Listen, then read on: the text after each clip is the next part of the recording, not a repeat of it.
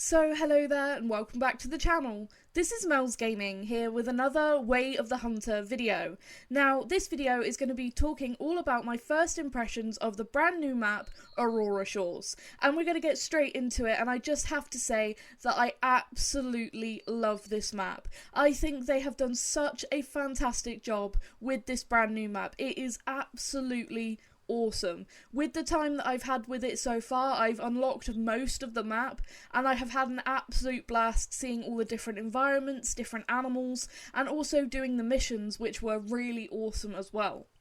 So starting off by talking about the species on this map. There is a really fantastic roster of species on this map, from barren ground caribou to Alaskan moose to wood bison to Kodiak bears to surf scoters. It is just a really awesome lineup of species, and honestly the species on this map look so fantastic. The models are amazing. The bison, the caribou, they all look so realistic. It is absolutely amazing. And I have been lucky enough to see a 4-star mature caribou, one of my favourite species on this map, and they look amazing. I cannot wait to see what a 5-star looks like. They must be absolutely amazing. So that is definitely going to be something that I'm going to be trying to get for my trophy lodge, is a 5-star mature barren ground caribou, because yeah, they look incredible. But something else that I absolutely love about this map is the environment. We have some really fantastic environments on this map, and they are just stunning. We have the wide open plains with the rivers, then you have the areas with the crimson vegetation, which is just so beautiful. You have the high mountains, which are just amazing looking, and then my favourite spot, I think, in terms of environment, is the island in the south, where you'll find Sitka deer, Roosevelt elk, and the Kodiak bears. It is so fantastic. The forest environment that they have managed to create is so immersive. It really looks so incredibly stunning, and it's awesome how they've managed to create like two really distinct environments, in terms of you have like the main part of the map and then you have this island in the south. And I absolutely love what they've done there, because it almost feels like a little separate map at the very bottom. It is that different of an environment. It's very thick wooded areas and it just looks incredible, and I cannot wait to go and hunt the Sitka deer in that environment, because it just looks so awesome, and I think it's going to be so incredibly scenic as well as incredibly immersive when you're actually hunting. Now, also with this update, we had a couple of brand new weapons, which is really awesome. We have 2 new crossbows, one of which comes with the update, which is a class 2 to 5, and then you have a class 2 to 6 that you can actually get at the end of the missions. And I absolutely love the crossbows. I think they're a lot of fun and honestly a really good addition to the game. I want to use them a whole lot more. I've only just started, basically practicing with using them. But my very first shot with the class 2 to 6, I ended up dropping a caribou on the spot, and it was just so satisfying. And I think they've done such a fantastic job with, you can actually see the bolt spinning in the harvest screen. And I think just little details like that are what make this game stand out so much to me. They do such an amazing job of just paying attention to those tiny little details, and it just ends up making it such an incredible hunting game. Now, moving on to talking about the story missions. So, I'm going to try and not give any spoilers here. I will be posting a video where I'm going through all of the missions, but I'll try to avoid actually talking about anything that's in the missions whilst giving you an idea of why I like them. The story missions on this map are, to start off with, really entertaining. I actually really enjoyed the story that went with the missions. I think it was really well done.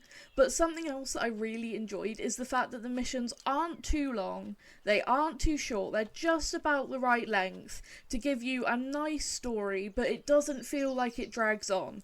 And also, the missions in the story are really nice. You have a couple of missions that send you off to do some hunting, you have some other missions in there that are quite fun as well. It's really fantastic what they've actually managed to do with the missions. Missions are something that I normally don't really pay much attention to, really, with hunting games. I'm more of a just go out and hunt person on these kind of games. But I actually really enjoyed this story, which I wasn't necessarily expecting because, like I said, I normally prefer to just go and hunt, but they did such a fantastic job at actually making them entertaining that I actually had a really good time. And of course, at the end, you do get that other crossbow, so you have a very nice reward for actually doing the missions, which I think is fantastic as well. So there's been a couple of little bugs that have popped up with this map, and I will say little, because I think that in terms of the whole aspect of the map, I don't think the bugs impact the experience that much. There's one bug that is sort of more major, I'd say, than the others, and that is the Roosevelt elk bug, where their antlers are very lopsided, and you'll see 1-star youngs having what appears to be a 5-star rack on one side, and then like a 1 or 2-star rack on the other side. And that's clearly bugged, and you'll see that in all of the herds. You'll see all of these elk with huge antlers, and clearly it's just not correct. But like I said, it still doesn't take away too much from the hunting experience, and I'm sure that they will fix that bug very quickly. If you're still wanting to look for a 5-star mature Roosevelt elk, you still can do that. They still can, you know, show up and have the correct antlers as far as I'm aware. But you just sometimes will see, well, I say sometimes, at the moment, if you are hunting the Roosevelt elk, you will see these really weird lopsided looking racks with these huge antlers on 1-star youngs that obviously isn't correct. And like I said, that's probably the most major bug that I've encountered, and in comparison to some things, I think that it's not too bad. And like I said, I'm pretty sure that that will probably be fixed really quickly.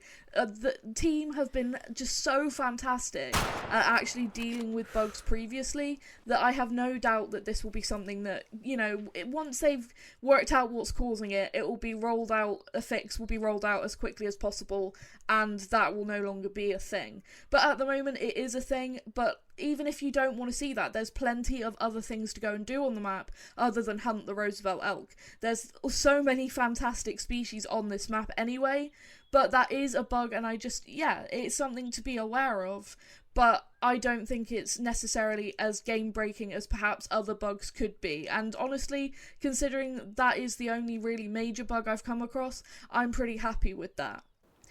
So overall, in terms of my opinion on this map and the update in general, it's extremely positive. I think they have done a really awesome job with this. I think that they have captured the environments that they really wanted to very well.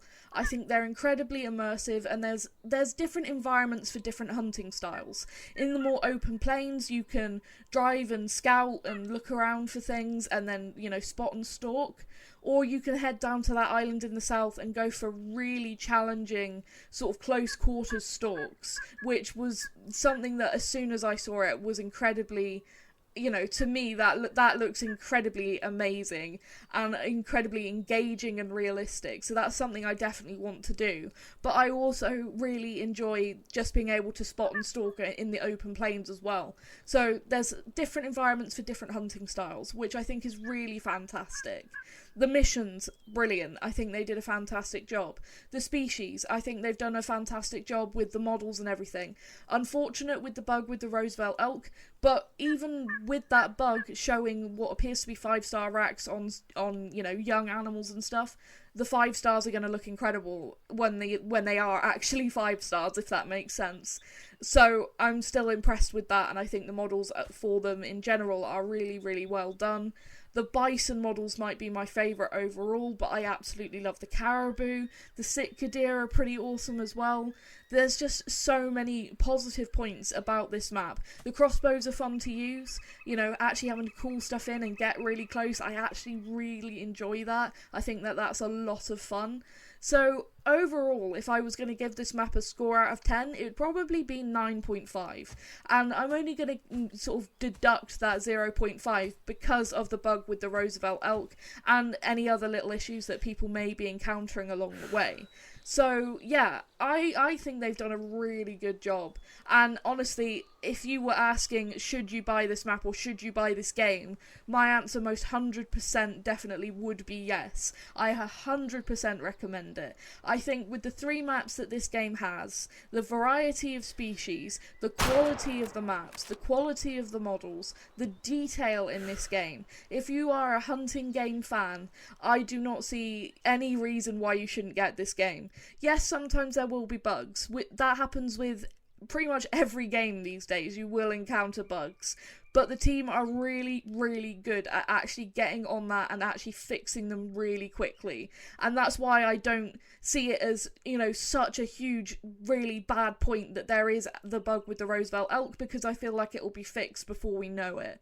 So yeah, I'm really, really impressed, and I cannot wait to try and get some 5 stars on this map, because everything about this map is incredible, including the Trophy Lodge, which is just one last thing I want to mention. Once again, the Trophy Lodge is so gorgeous. They have given us a really awesome space to display our trophies, and I absolutely love it. I love the layout of the building itself. I love the options that we actually have for the mounts. I think they all look really awesome. There's some that are just absolutely mind-blowingly cool looking, and I cannot wait to start filling this Trophy Lodge up. I think it's going to be such an awesome display area of your 5-star trophies, and hopefully in the future we'll see some rares added to this map, and then we'll be able to have rares in the Trophy Lodge as well. That's something I would be really excited for.